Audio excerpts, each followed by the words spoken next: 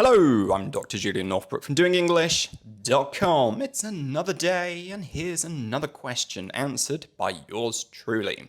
Today's question: what are some simple exercises to improve my English in order to speak fluently and faster with better pronunciation and no accent? Okay, so I'll give away the conclusion right here, right now, but don't skip the rest of this video because although you might think, I already know this, there's a very good chance that actually you're doing it wrong. Certainly the simplest, and I would say in many cases, not all, but in many cases, the best exercise for tackling this particular problem is shadowing. Now, again, you might think, oh, but I already know that.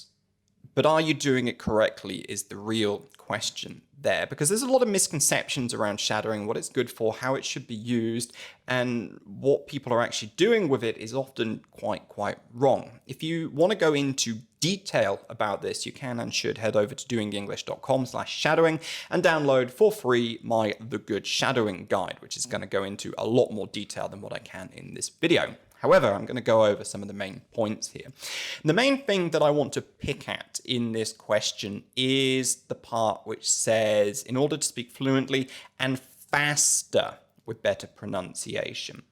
Now, often, in most cases, speaking faster is not the solution that you're looking for.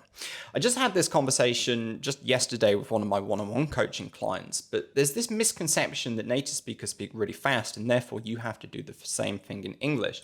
But often you guys are actually speaking too fast and you'd be better off slowing down, not speeding up. But you see, the problem is people have generally learned English as a system of grammar rules and individual words, and they're speaking in a word-by-word way, enunciating, pronouncing each and every word, and that's what's making them sound weird. But they think that's slow, and it is slow because it's hard for the brain to process that in comparison to how native speakers actually speak. More on that in a second. And so they try to speed up, but what they're actually doing is simply speeding up their word-by-word way of pronouncing English, which is wrong. That's not actually how it should be done.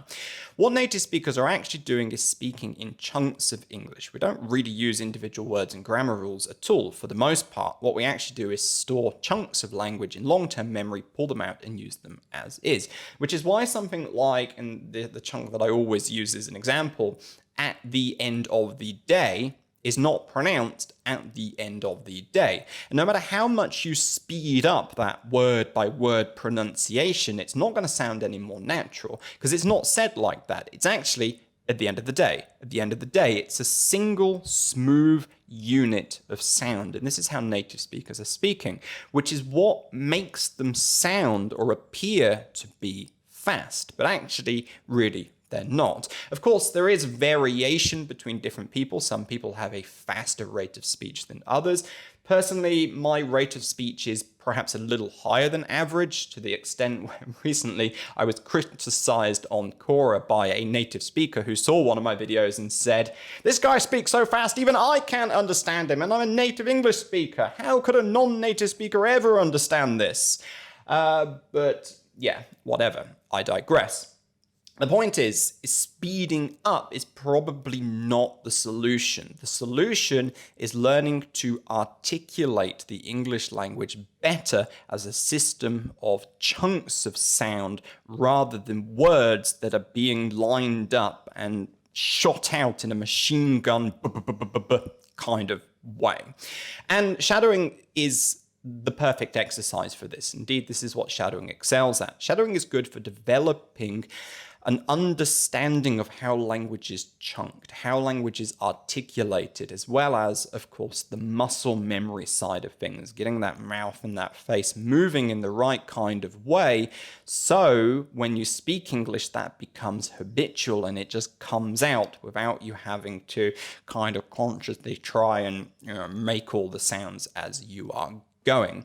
This is what is going to improve most people's pronunciation. Now, as for the and no accent part, this is a bit of a misconception because actually nobody can ever speak with no accent because the very definition of accent is simply the overall sound that you have. So it's not possible to have no accent. Of course, what the person here means is no hard, strong, difficult to understand pronunciation, but then actually again that's really solved by learning to articulate English well as a series of natural chunks of English and not trying to force a speeded up version of words and rules speaking, because it's just not really how language should be spoken.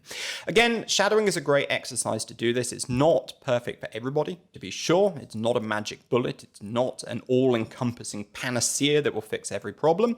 But if you want more detail on this, you can and should go to doingenglish.com/shadowing, download the free The Good Shadowing Guide, which is going to tell you who this exercise is for, who it's not, when it should be used, when it should not be used, and exactly how to do it step by simple step in order to make it work for you personally.